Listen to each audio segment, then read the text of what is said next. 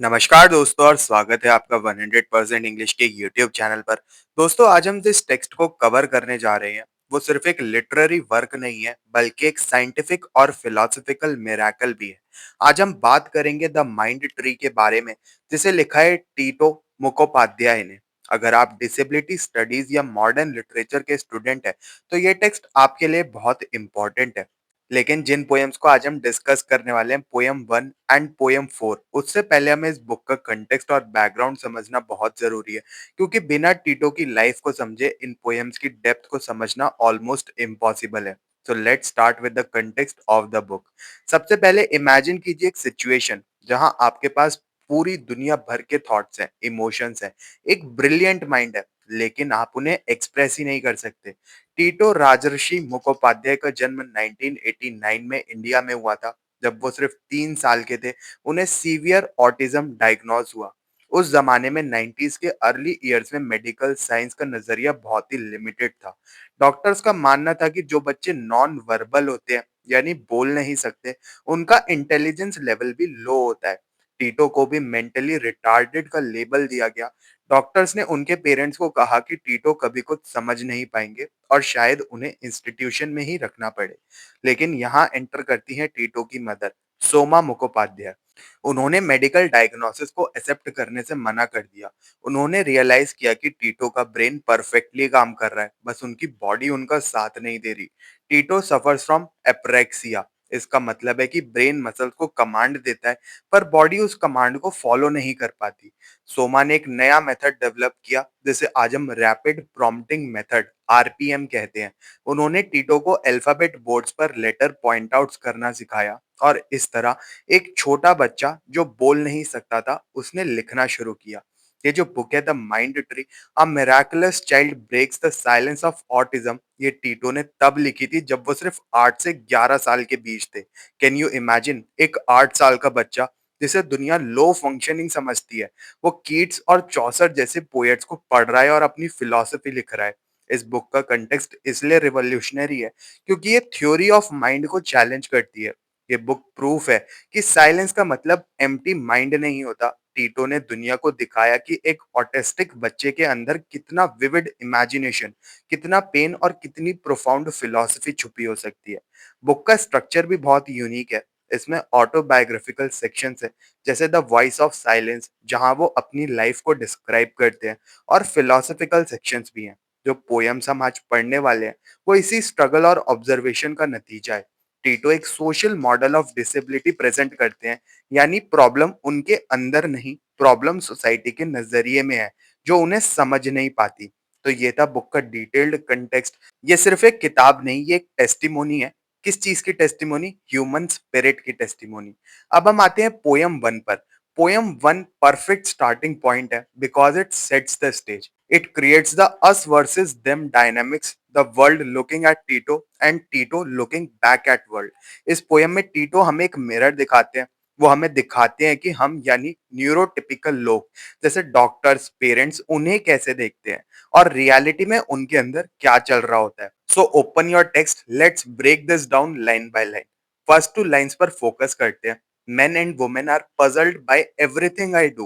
Doctors use different terminologies to describe me. दोस्तों notice कीजिए यहाँ पर वर्ड पजल्ड को। Men and women are puzzled। यहाँ टीटो स्टैब्लिश कर रहे हैं कि वो सोसाइटी के लिए एक मिस्ट्री है। जब वो हैंड फ्लिपिंग करते हैं या रॉक करते हैं तो लोग उन्हें समझ नहीं पाते। लोग उनके बिहेवियर्स को देखकर कंफ्यूज हो जाते हैं। नेक्स्ट लाइन में वो कहते हैं डॉक्टर यूजेस डिफरेंट टर्मिनोलॉजीज। यहाँ वो मेडिकल मॉडल ऑफ डिसेबिलिटी को क्रिटिक कर रहे हैं। डॉक्टर्स उन्हें एक इंसान की तरीके से नहीं बल्कि एक केस स्टडी की तरीके से देखते हैं। कभी वो उन्हें ऑटिस्टिक कहते हैं, कभी रिटार्डेड कहते हैं, कभी डेवलपमेंटली डिलेड कहते हैं। टीटो कहना चाहते हैं कि ये सारे टर्मिनोलॉजी सिर्फ लेबल्स हैं। ये लेबल्स उनकी सच्चाई को डिस्क्राइब नहीं कर पाते। डॉक्टर सिर्फ उनके आउटर शेल को डिफाइन कर रहे हैं, उनके अंदर की कॉन्शियसनेस को नहीं। I just wonder the thoughts are bigger than I can express. See the contrast here. बाहर की दुनिया पजल्ड है लेकिन अंदर टीटो वंडर्स। टू वंडर का मतलब है सोचना, क्यूरियोसिटी रखना, कंटेम्पलेट करना। Line the thoughts are bigger than I can express is the core of his tragedy. यहाँ टीटो अपने एप्रेक्सिया यानी मोटर प्लानिंग डिसेबिलिटी के बारे में बात कर रहे हैं। उनके दिमाग में जो थॉट्स हैं, जो आइडियाज हैं, वो इतने वास्ट और कॉम्प्लेक्स हैं कि उनकी जुबान, उनके लिप्स उनका साथ नहीं देते। इमेजिन कीजिए कि आपके पास शेक्सपियर जैसी वोकैबुलरी है, लेकिन आप बोल नहीं सकते। ये वो बॉटल नेक है जहां उनका इंटेलेक्ट ट्रैप हो गया है। अब टीटो अपने फिजिकल स्ट्रगल्स को दिखाते हैं। Every move that I make shows how trapped I feel under the continuous flow of happenings. This is crucial. Generally लोग सोचते हैं कि ऑटिस्टिक बच्चे अगर चिल्लाते हैं या हाथ हिलाते हैं तो वो बैड बिहेवियर है। टीटो कहते हैं नहीं, ये बैड बिहेवियर नहीं है। Every move is a signal of distress. वो ट्रैप्ड फील करते हैं। कहां पर वो ट्रैप्ड है? अपनी बॉडी के अंदर और इस दुनिया के क्योस में। वर्ड यूजेस देखिए यहाँ पर, कंटिन्यूअस फ्लो ऑफ हैपनिंग्स। हमारे लिए टाइम सेगमेंट्स में डिवाइडेड होता है, सुबह, शाम, ब्रेकफास्ट, लंच। लेकिन टीटो के लिए टाइम अनफिल्टर्ड फ्लड की तरह है। इवेंट्स एक के बाद एक बिना रुके उनके सेंसेस पर अटैक करते हैं। इसे हम सेंसरी ओवरलोड कहते हैं। वो इस फ्लो के नीचे दब गए हैं। The effect of cause becomes the cause of another effect and I wonder. यहाँ टीटो अपनी हाइपर सिस्टमाइजिंग एबिलिटी को दिखाते हैं। नॉर्मल लोग छोटी छोटी डिटेल्स को इग्नोर कर देते हैं। जैसे अगर हवा चली और पर्दा हिला तो हम ध्यान नहीं देते, लेकिन टीटो हर चीज के कॉज और इफेक्ट को देखते हैं। कॉज क्या है इसमें? हवा चली, उसका इफेक्ट हुआ पर्दा हिला, उससे एक न्यू कॉज हुआ, पर्दा हिलने से लाइट चेंज हुई, और उससे एक नया इफेक्ट पैदा हुआ, लाइट चेंज होने से शैडो बनी। उनके लिए दुनिया एक मशीन की तरह है जहां हर एक्शन का रिएक्शन हो रहा है। ये चेन रिएक्शन कभी रुकती नहीं है और इसलिए वो मेंटली एग्जॉस्ट हो जाते हैं। और इस chaos के बीच वो फिर से कहते हैं एंड आई वंडर। ये उनका रिफ्रेन है, उनका एंकर है जो हमें सैनिटी प्रोवाइड करता है। I think about the times when I change the environment around me with the help of my imagination. जब रियलिटी बहुत ज्यादा लाउड हो जाती है तो टीटो डिसोसिएशन का यूज करते हैं। वो मेंटली अपने एनवायरनमेंट को चेंज कर देते हैं। हिस्टोरिकली साइकोलॉजिस्ट मानते थे कि ऑटिस्टिक बच्चों में इमेजिनेशन नहीं होती। टीटो इस मिथ को डिस्ट्रॉय कर रहे हैं। वो कहते हैं कि इमेजिनेशन ही उनका सर्वाइवल टूल है। अगर वो फिजिकल रूम को कंट्रोल नहीं कर सकते तो वो मेंटल रूम को चेंज कर देते हैं। Let's read further. I can go places that do not exist and they are like beautiful dreams. ये उनका इनर वर्ल्ड है। बाहर की दुनिया पजलिंग है, लेकिन अंदर की दुनिया ब्यूटीफुल है। यहाँ वो सेफ है। यहाँ डॉक्टर्स नहीं है, यहाँ लेबल्स नहीं है, यहाँ सेंसरी ओवरलोड नहीं है। ये लाइंस प्रूव करती हैं कि एक नॉन वर्बल बच्चे के लिए माइंड कितना रिच और एस्थेटिक हो सकता है। बट टीटो एक रियलिस्ट है। वो पोयम को फॉल्स होप पर एंड नहीं करते। लास्ट टू लाइंस देखिए। But it is a world full of improbabilities racing towards uncertainty. This is a very mature ending. improbabilities का मतलब है वो जानते हैं कि उनकी इमेजिनरी दुनिया रियल नहीं है, वो डिल्यूजनल नहीं है। He knows the difference between fantasy and reality. और last phrase racing towards uncertainty बहुत ही ज्यादा हैवी है। एक डिसेबल्ड बच्चे के लिए फ्यूचर हमेशा अनसर्टेन होता है। क्या मैं कभी इंडिपेंडेंट होऊंगा? क्या लोग मुझे कभी समझेंगे? मेरे पेरेंट्स के बाद मेरा क्या होगा? ऐसे ख्याल उनके मन में आते हैं। ये एग्जिस्टेंशियल एंजाइटी है। पोयम स्टार्ट हुई थी सोसाइटी के कंफ्यूजन पे, सोसाइटी पजल्ड थी, और एंड हो रही है टीटो की खुद की अनसर्टेनिटी पर। So friends, that was poem one. It's a journey from trapping of the body to freedom of the mind and finally the fear of the uncertain future. अब अगर पोयम वन टीटो के माइंड के बारे में है तो poem four उनकी body के बारे में है। ये पोयम स्पेसिफिक तौर पर एक बिहेवियर को एक्सप्लेन करती है जिसे मेडिकल साइंस में स्टिमिंग या स्टीरियोटिपिक बिहेवियर कहते हैं। स्पेसिफिकली स्पिनिंग यानी गोल गोल घूमना। आमतौर पर लोग सोचते हैं कि ऑटिस्टिक बच्चे ऐसे ही घूम रहे हैं बिना किसी मतलब के, लेकिन टीटो इस पोयम में हमें फिजिक्स और कलर थ्योरी का यूज करके बताते हैं कि वो स्पिनिंग क्यों करते हैं। So let's decode the physics of Tito's body. When you are trying to think blue and end up thinking black, you can be sure to be frustrated. Time and again it happens to me and I get quite helpless. सबसे पहले notice कीजिए कि टीटो ने अपने emotions को colours में कैसे code किया है। थिंकिंग ब्लू, ये उनका आइडियल स्टेट है। Blue means calmness, peace, the sky, the ocean.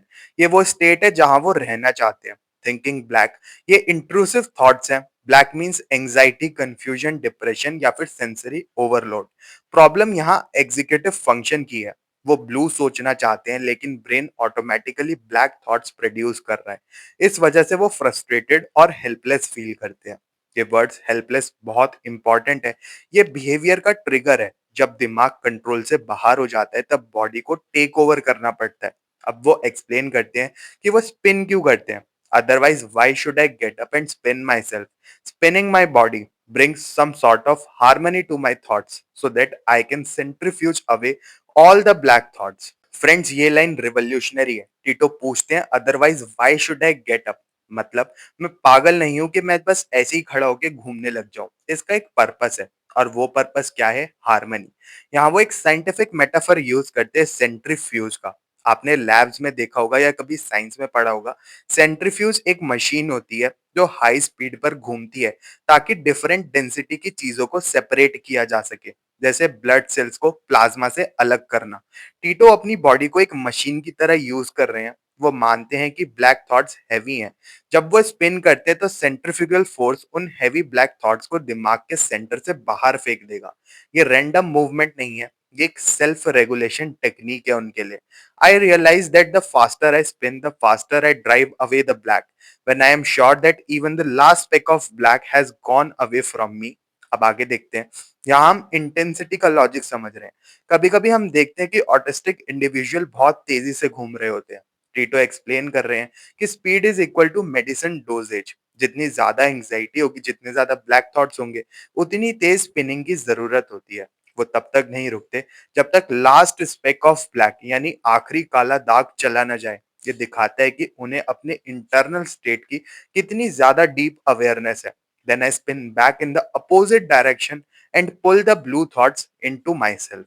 This is pure genius. पहले उन्होंने एक डायरेक्शन में स्पिन किया, ब्लैक को बाहर निकालने के लिए सेंट्रीफ्यूगल फोर्स से। अब वो अपोजिट डायरेक्शन में स्पिन कर रहे हैं, ब्लू को अंदर खींचने के लिए सेंट्रीपिटल फोर्स से। ये एक रिचुअल है। Bad thoughts out, good thoughts in. ये हमें बताता है कि उनका मोटर प्लानिंग कितना प्रिसाइज है जब वो सर्वाइवल मोड में होते हैं। Let's read further. It depends on how much blue I want. If I want more blue, I have to spin faster, otherwise not so fast. It's just like being a fan. यहाँ टीटो अपनी body को objectify कर रहे हैं। वो कहते हैं it's just like being a fan. एक पंखा क्या करता है? वो हवा को रेगुलेट करता है। तेज गर्मी में तेज चलता है, कम गर्मी में धीरे चलाना पड़ता है उसको। टीटो भी वही कर रहे हैं। वो अपने दिमाग के टेम्परेचर, ब्लू थॉट्स को रेगुलेट कर रहे हैं। वो अपनी बॉडी को एक टूल की तरीके से ट्रीट करते हैं ताकि उनका माइंड शांत रह सके। पोयम का एंड बहुत ही पेनफुल और प्रोफाउंड है। यहाँ पर ध्यान दीजिए। The trouble is when I stop spinning, my body scatters and it's so difficult to collect it together again. यहाँ टीटो एक मेडिकल कंडीशन को डिस्क्राइब करते हैं जिसे हम प्रोप्रियोसेप्टिव डिसफंक्शन कहते हैं। प्रोप्रियोसेप्शन वो सेंस है जिससे हमें पता चलता है कि हमारी ह्यूमन बॉडी एक है। ये बॉडी अवेयरनेस को दिखाता है। जब टीटो स्पिन कर रहे होते हैं तो प्रेशर और मूवमेंट उन्हें फील करवाता है कि उनकी बॉडी एक है, वो कंप्लीट है। लेकिन जैसे ही वो रुकते हैं वो सेंसेशन खत्म हो जाती है। उन्हें लगता है कि उनकी बॉडी के टुकड़े कमरे में बिखर गए हैं।